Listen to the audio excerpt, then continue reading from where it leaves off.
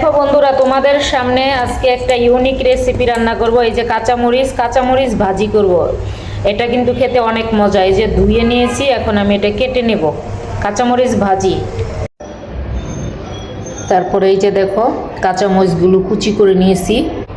আর এটা রান্না করব এই যে বাঁশপাতা শুটকি, এটা ব্লেন্ডার করব। কাটা কাটা লাগে তো, এর জন্য ব্লেন্ডার করব। তারপরে এই যে এখানে পেঁয়াজ আর রসুন কুচি করে নিয়েছি। এখন মূল রান্নায় চলে যাচ্ছি বন্ধুরা, দেখো।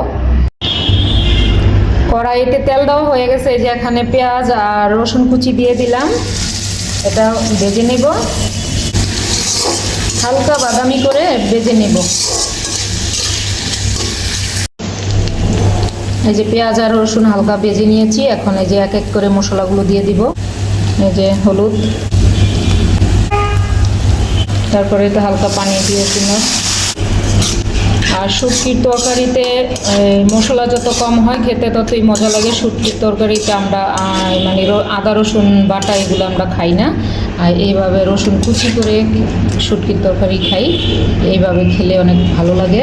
তারপরে এই যে ব্লেন্ডার করা শুটকি, এটা এখন দিয়ে দিব। তারপরে যে শুটকি দিয়ে যে নাড়াচাড়া করে ভালো করে কষিয়ে নেব। তারপর কাঁচামরিচটা দিয়ে দিব। আর কাঁচামরিচের যখন কষাতে কষাতে এরকম অনেক উপরে তেল বেশি আসবে, ঠিক তখনই এই যে কাঁচামরিচ কুচিগুলি দিয়ে দিব। আর এই কাঁচামরিচটা কিন্তু একদম ঝাল না, কড়া কড়া, একদম কচি এই কাঁচামরিচগুলো।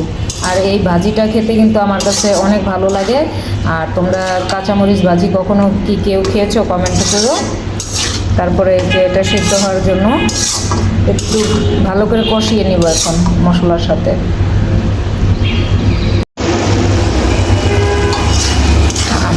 এত সুন্দর গ্রান ছুটতেছে, মানে কাঁচামরিচের কি বলবো বন্ধুরা, মন চেতাছে এখনই ভাত দিয়ে খেয়ে ফেলি।